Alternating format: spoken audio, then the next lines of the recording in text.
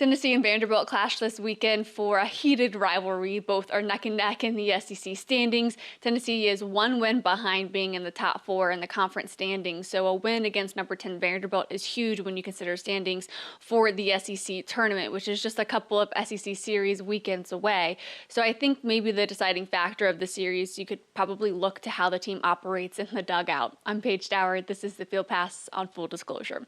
At this point in the season, I feel like every single weekend in conference play feels like a rivalry weekend. Whether you look to Ole Miss, you look to LSU, they all have their own factors that really make it feel like a rivalry matchup.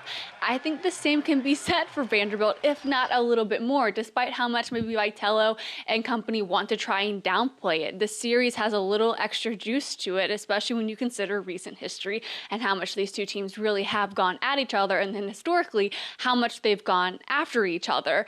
But I think regardless if it's at this point in the season you're a new player or you're a veteran player, this team really kind of has seen it all, and that really should prepare them for their last home SEC series. I mean, they're all rivalries on the weekend. We played down in Baton Rouge, and like it or not, one of the more storied programs in the history of college baseball, and it was their biggest ever crowd and most expensive ticket. So whether it's Manny or Stone or Levi, or Gavin's new to the league, or Arv, who was in the league and then in junior college, and like, I don't know what else you need. I mean, in Oxford, they wanted to punch two of our guys, and in Baton Rouge, that went on. Yes, I don't think this weekend is an exception at all, and I'm sure it'll have its own flair, as much of the SEC series this season have had.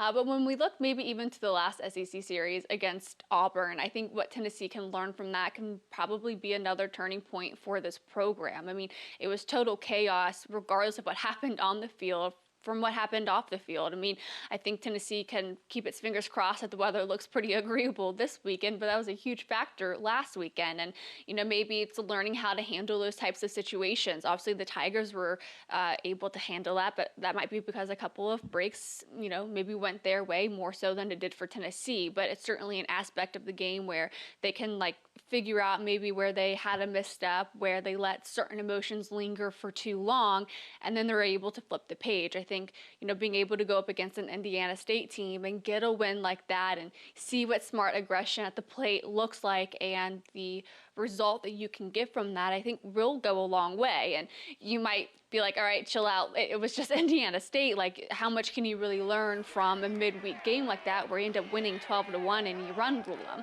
To that I say it's still 12 runs. And also there were a number of pressure situations, especially late in the game with a runner at third. And also, Vanderbilt played them like 10 days ago and only beat them 5-2. So I think, again, this is such a result-based sport, as most sports really are, but especially on the mental aspect of really just needing to kind of just see the bat hit the ball, see, you know, a really solid strike. And I think for the most part on offense, especially against Indiana State, like, Tennessee can learn a lot from that, and, you know, what smart aggression at the plate looks like and the results that you can get from that. To be productive on offense, you got to be the aggressor. And there are times where you take a hit by pitch, or you lay off pitches and you walk, or the other team might make an error. But it all starts with being aggressive on offense. You want to do it on defense too if you're talking about throwing strikes. But I think guys had the mentality, and it bled into the physicality of guys getting after pitches that were hittable early. Reese Chapman also capitalized on his opportunity Tuesday night, drilling his 11th home run of this season. After going the last 4 games without a hit, he finally snapped that drought and a longer drought of 12 straight games without a home run. And like I alluded to just a moment ago, like, it is so results oriented that being able just to see it regardless of the opponent can have such a huge effect. A nice confidence booster for him, which, like it or not, these kids every now and then need results for permission to feel good about themselves, even though that's not the case. And, you know, it'd be nice if they remember that they don't always, you know, get those and don't always need those to realize that they're capable of doing great things. And it's a mindset that certainly had a ripple effect on the team in that midweek opportunity. So I think this weekend was a little bit overwhelming with everything going on.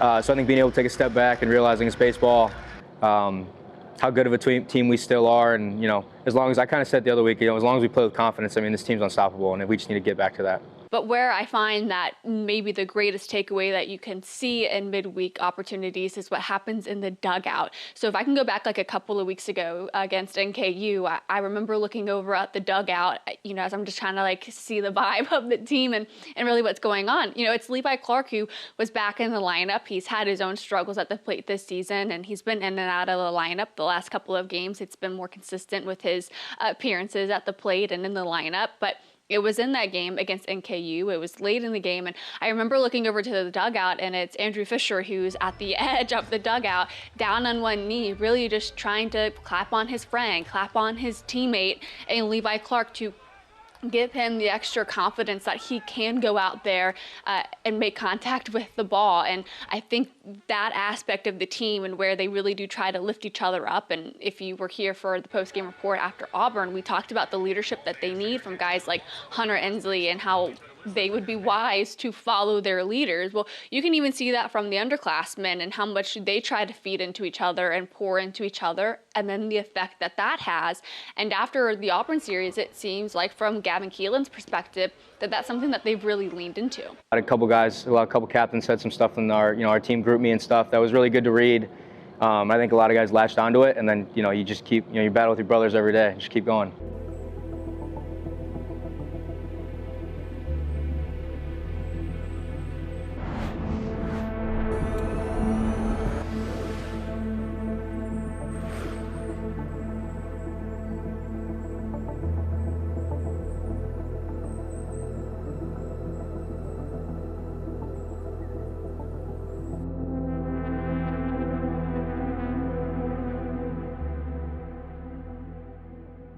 If they can build on that, I don't think it's a crazy thing to say that this team can really find its best version of itself starting this weekend against Vanderbilt, and then continue to build on that as they get closer and closer to postseason play.